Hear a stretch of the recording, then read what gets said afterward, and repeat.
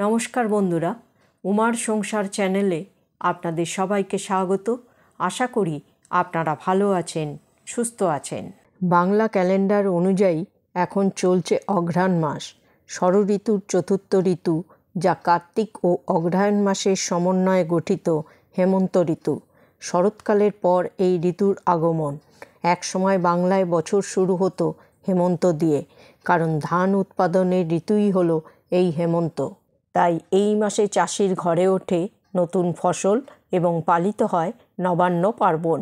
এই সময় যে নতুন চাল উৎপন্ন হয় তা সবার প্রথমে মা লক্ষ্মীকে অর্পণ করা হয়। প্রচলিত বিশ্বাস অনুযায়ী অঘ্রাণ মাসে মা লক্ষ্মীর পুজো করলে সেই গৃহে কোনোদিনও অভাব অনটন থাকে না এবং সংসার সুখ শান্তি ও ধন সম্পদে ভরে ওঠে। বন্ধুরা, আজকের পর্ব থেকে আমরা জেনে নেব অঘ্রাণ মাসের প্রতি বৃহস্পতিবার কিভাবে মা লক্ষ্মীর পুজো করব। পর্বটি শুরু করার আগে উমার সংসার চ্যানেলটিকে সাবস্ক্রাইব করে বেল আইকনটি প্রেস করুন, লাইক কমেন্ট শেয়ার করুন। পর্বটি অবশ্যই শেষ পর্যন্ত দেখতে থাকুন। লক্ষ্মী পুজো সাধারণত সন্ধেবেলা করা হয়, তবে অনেকে সকালেও করে থাকেন। সকালে পুজো করলে সকাল 9টার মধ্যে করে নেওয়াই ভালো। পুজোর পর লক্ষ্মী পাঁচালী বা ব্রতকথা পাঠ করতে হয়। লক্ষ্মী পুজো প্রতিমা, ছবি, সরা বা লক্ষ্মীর জাপিতে হয়ে থাকে। পুজোর পূর্বে পূজা স্থান পরিষ্কার করে নিন। পুজোর জায়গা সুন্দর করে ফুল দিয়ে সাজান। পুজোর স্থানে যেখানে ঘট বসাবেন সেখানে আলপনা দিন। ঘটের পাশে অবশ্যই মা লক্ষ্মীর পদচিহ্ন আঁকবেন। ধূপ ধুনো প্রদীপ জ্বালিয়ে নিন। পুজো শুরুর আগে গঙ্গা জল ছিটিয়ে নিন নিজের ও বাড়ির সকলের মাথায় এবং পূজা স্থানে। যে কোনো পুজোর আগে গণেশ বন্দনা করতে হয়, তাই প্রথমেই গণেশ দেবকে স্মরণ করে পুজো করুন। তারপর আমাদের প্রাণশক্তির উৎস সূর্যদেবকে অর্ঘ্য নিবেদন করুন। সূর্যদেবকে জল দেওয়ার জন্য আপনার মন্দির বা সিংহাসনে সবসময় একটি ছোট তামার পাত্র রাখুন। সূর্যদেবকে স্মরণ করে তামার পাত্রে জল ও লাল ফুল নিবেদন করুন। যেখানে ঘট পাতবেন অর্থাৎ মা লক্ষ্মীর সামনে, সেখানে একটু ভেজানো গঙ্গা মাটি রেখে একটা সিঁদুরের ফোঁটা দিয়ে একটু ধান ছড়িয়ে দিন। এর ওপর ঘট বসবে। জল ভরা ঘটের গায়ে তেল সিঁদুর দিয়ে স্বস্তিক চিহ্ন আঁকুন। ঘটের ওপর বেজোড় সংখ্যার একটি আমপল্লব রাখুন। আমপল্লবের প্রতিটি পাতার অগ্রভাগ ও মধ্যভাগে সিঁদুরের ফোঁটা দিন। আমপল্লবের ওপর একটি কলা বা হরিতকি, ফুল ও দুর্বাসহ রাখুন। এরপর ঘট স্থাপন করে মাকে প্রণাম করুন। ধ্যান মন্ত্রে মাকে প্রণাম করতে হয়।